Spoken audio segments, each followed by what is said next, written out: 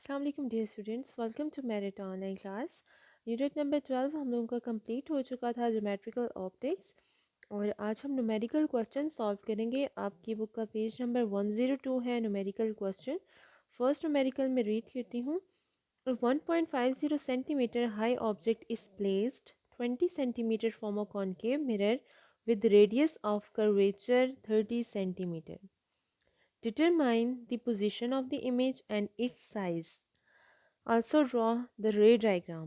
आपके पास जो given data है, मैंने ये क्वेश्चन ऑलरेडी सॉल्व किया हुआ है।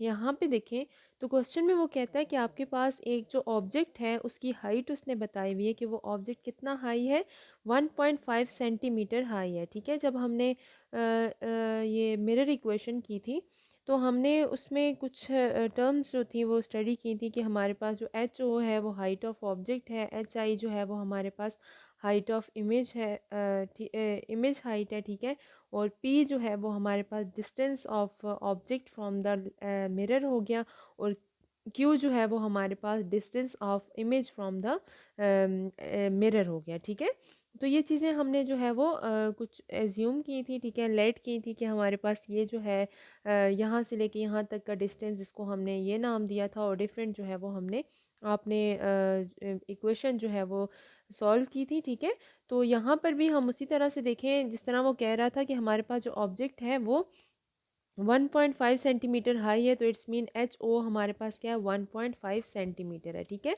नेक्स्ट वो ये कहता है कि हमारा जो ऑब्जेक्ट है वो हमने कॉनकेव मिरर से 20 सेंटीमीटर के फासले पे रखा हुआ है, तो इट्स मीन मिरर से लेके ऑब्जेक्ट तक का जो डिस्टेंस है वो हमारे पास कितना है, 20 सेंटीमीटर है। तो ऑब्जेक्ट का और मिरर का जो डिस्टेंस होता है उसको हम हमेशा पी कंसिडर करते हैं। ठीक है, ऑब्जेक्ट और मिरर तक के डिस्टेंस, मिरर से लेके ऑब्जेक्ट तक के डिस्टेंस को हमने मिरर इक्वेशन में क्या कंसिडर किया था, पी कंसिडर किया था। आपकी बुक में कई जगह पे जो है वो डी आई है और डी ओ, तो उसमें कंफ्यूज नहीं होना, हमने जो इक्वेशन की थी मैं उस हिसाब से आपको करवा रही हूँ।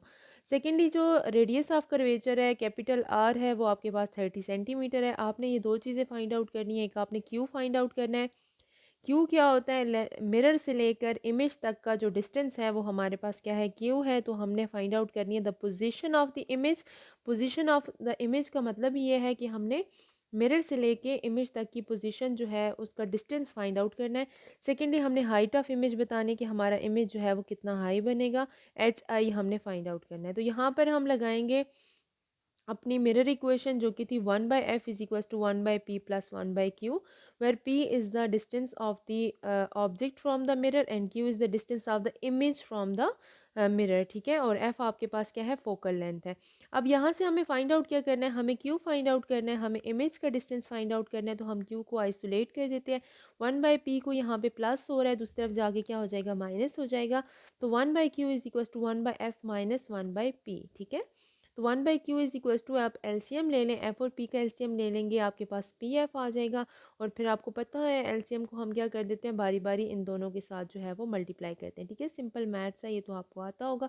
एफ को एफ से कैंसिल कर दें और पी को पी से कैंसिल कर दें, पीछे बचता क्या है, पी माइनस एफ बच जाता है। ठीक है, तो अब यहाँ पर देखें तो आपके पास 1/q किसके इक्वल है, p minus F divided by P F के। और अगर हमें तो q चाहिए, 1/q नहीं चाहिए, क्योंकि हमें सिर्फ q चाहिए। तो हम क्या करेंगे, हम इसका रेसिप्रोकल ले लेंगे, और जो हम ऑपरेशन इक्वेशन की एक साइड पे करते हैं वही हमेशा दूसरी साइड पर भी करते हैं। तो 1/q का अगर हम रेसिप्रोकल ले लेंगे तो हम इस इक्वेशन, इधर भी इस इक्वेशन का भी क्या करेंगे, रेसिप्रोकल ले लेंगे। तो 1/q को अगर हम उल्टा दें तो हमारे पास q बन जाता है, और इस टर्म को, इस इक्वेशन को अगर हम उल्टाएं तो पी एफ ऊपर चला जाएगा, p माइनस एफ जो है वो नीचे आ जाएगा। अब हमारे पास इक्वेशन बन गया q equals to p f divided by p minus f बन गया।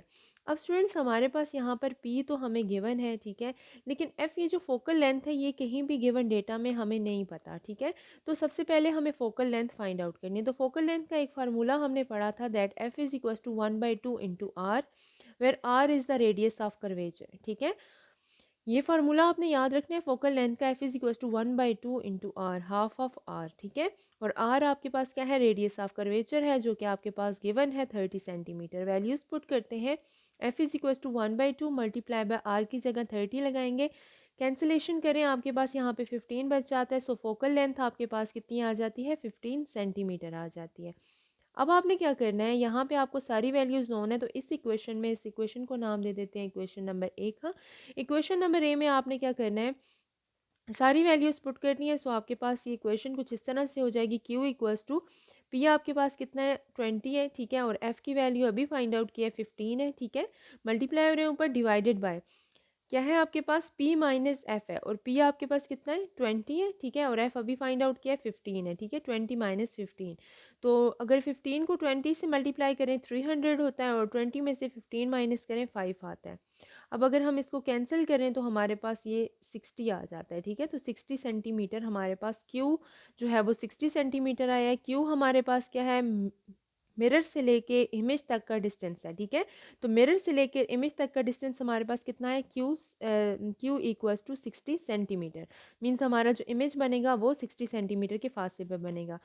अब हमारे पास हमने साथ में हाइट ऑफ इमेज भी बतानी कि इमेज कितना हाई बनेगा, तो हमारे पास एक टर्म है magnification equals to height of image divided by height of object, ठीक है। इसी तरह से magnification is equals to P by Q. Book में D I by D O है, आपने इसमें कंफ्यूज नहीं होना। D I is the distance of the image, D O is the distance of the object. हमने इसको पी और Q की फॉर्म में लिया था, ठीक है।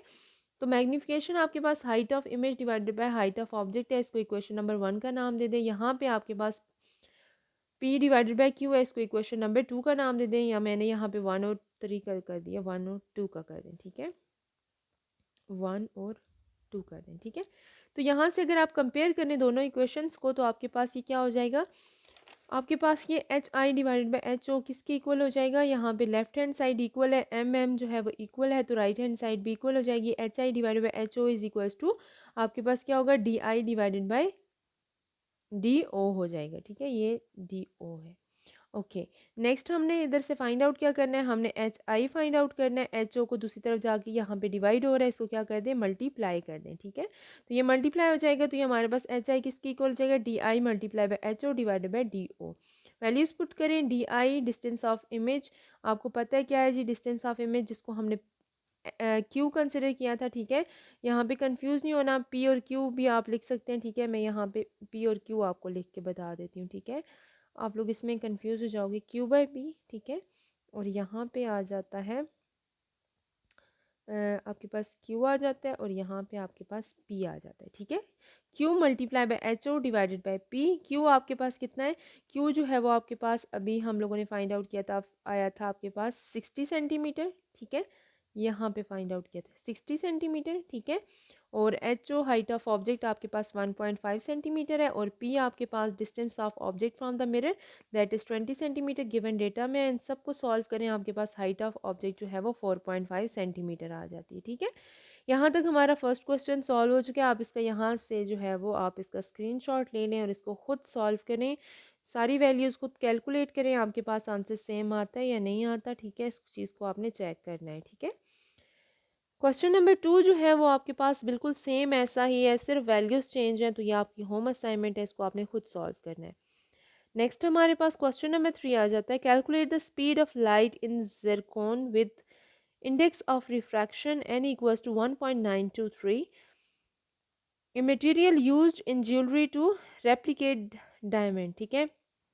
आपने कैलकुलेट करनी है ज़िरकॉन जो है, जो आपके पास एक मटेरियल है जिसको ज्वेलरी में यूज़ किया जाता है डायमंड की जगह, जैसे एक उसको रिप्लेस कर देता है डायमंड को, ठीक है। तो ये हम ऐसा मटेरियल है जो कि हम यूज़ करते हैं ज्वेलरी वगैरह में, ठीक है।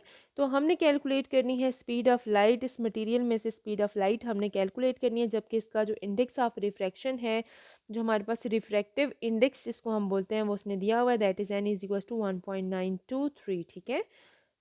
तो यहाँ से देख लें, आपके पास गिवन डेटा में देखें, आपके पास जो सी है स्पीड ऑफ लाइट, वो आपको पता है कितनी होती है, 3 मल्टीप्लाई बाय 10⁻8 मीटर पर सेकेंड। एन आपके पास क्या है, रिफ्रैक्टिव इंडेक्स है जो किसने दिया हुआ है 1.923 है, सॉरी मैंने यहाँ पे 28 लिख दिया, ठीक है, 23 है, ठीक है। और आपके पास वी जो है वो क्या है, स्पीड है जो कि आपने फाइंड आउट करनी है जो कि आपने ज़िरकॉन के अंदर जो स्पीड ऑफ लाइट है वो फाइंड आउट करनी है, वी वो स्पीड है।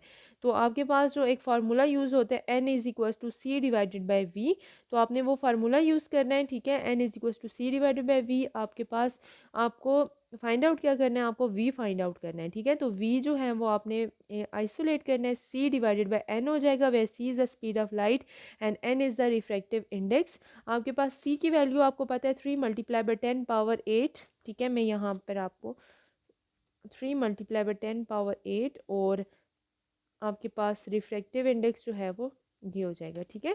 तो ये क्वेश्चन कुछ इस तरह से हमारे पास बन जाए कि आपने क्या करना है, इसको सॉल्व करना है, ठीक है। 3 डिवाइडेड बाई 1.923 को डिवाइड करके पावर को सॉल्व करना है, ठीक है। अगर ये आपके पास जो है वो राउंड ऑफ हो रहा है, साइंटिफिक नोटेशन में लिखना है, इस तरह से आपने इसको करके खुद आपने इसका आंसर लेके आना है, ठीक है।